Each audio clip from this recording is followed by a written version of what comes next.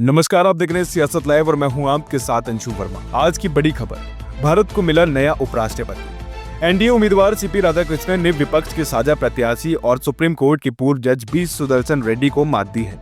मंगलवार को हुए चुनाव में कुल 767 सांसदों ने वोटिंग की, जिसमें से 752 वोट वैध माने गए जबकि 15 वोट अमान्य रहे। एनडीए उम्मीदवार सीपी राधाकृष्णन को मिले 452 वोट, जबकि विपक्षी उम्मीदवार बी सुदर्शन रेड्डी को मिले 300 वोट, यानी जीत का अंतर साफ तौर पर 152 वोटों का रहा। निर्वाचन अधिकारी पीसी मोदी के मुताबिक इस बार उपराष्ट्रपति चुनाव में 98.2% वोटिंग हुई, यानी लगभग सभी सांसदों ने मतदान किया। अगर पिछली बार के नतीजों से तुलना करें तो 2022 में जगदीप धनखड़ ने करीब 73% वोटों के साथ बड़ी जीत दर्ज की थी, लेकिन इसी साल जुलाई 2025 में धनखड़ ने स्वास्थ्य कारणों का हवाला देते हुए इस्तीफा दे दिया, जिसके बाद ये चुनाव कराना पड़ा। अब सवाल ये उठता है, आखिर कौन है सीपी राधाकृष्णन? 20 अक्टूबर 1957 को तमिलनाडु के त्रिपुर में जन्मे राधाकृष्णन का राजनीति में सफर बेहद लंबा और दिलचस्प रहा है। उन्होंने अपनी शुरुआत आरएसएस के स्वयंसेवक के रूप में की। 1974 में वे भारतीय जनसंघ की राज्य कार्यकारिणी समिति के सदस्य बने, जिसके बाद 1996 में उन्हें तमिलनाडु में भाजपा का सचिव भी नियुक्त किया गया। इसके बाद वे कोयम्बटूर से सांसद चुने गए और सांसद की कई महत्वपूर्ण समितियों में काम किया। 2004 में वे संयुक्त राष्ट्र महासभा को संबोधित करने वाले भारतीय संसदीय प्रतिनिधि मंडल का हिस्सा बने।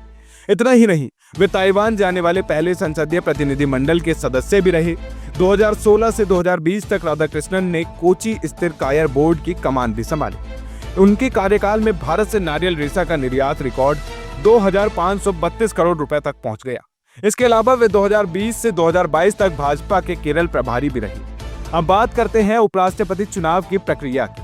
दरअसल ये चुनाव परोक्ष होता है, यानी इसके लिए इलेक्टोरल कॉलेज बनाता है, जिसमें लोकसभा और राज्यसभा के सभी सांसद शामिल होते हैं। इसमें विधायक वोट नहीं करते, लेकिन नामित सांसद वोट डाल सकते हैं। उम्मीदवार को 20 प्रस्तावक और 20 अनुमोदक चाहिए होते हैं और इसके साथ ही 15,000 रुपए की सिक्योरिटी जमा करानी होती है। मतगणना के बाद जिस उम्मीदवार को बहुमत मिलता है वही देश का उपराष्ट्रपति चुना जाता है। भारत का उपराष्ट्रपति राज्यसभा का सभापति भी होता है, यानी आने वाले समय में सीपी राधाकृष्णन न सिर्फ उपराष्ट्रपति के रूप में बल्कि राज्यसभा की कार्यवाही को संचालित करने वाले सभापति के रूप में भी अहम भूमिका निभाएंगे। तो साफ है कि इस जीत के साथ एनडीए ने एक बार फिर अपनी मजबूत पकड़ दिखाई है। सीपी राधाकृष्णन का अनुभव और लंबा राजनीतिक सफर आने वाले समय में संसद और देश दोनों के लिए बेहद अहम साबित होने वाला है। आप देखते रहिए सियासत लाइव, क्योंकि यहाँ खबर मिलती है सबसे तेज और सबसे सटीक। धन्यवाद।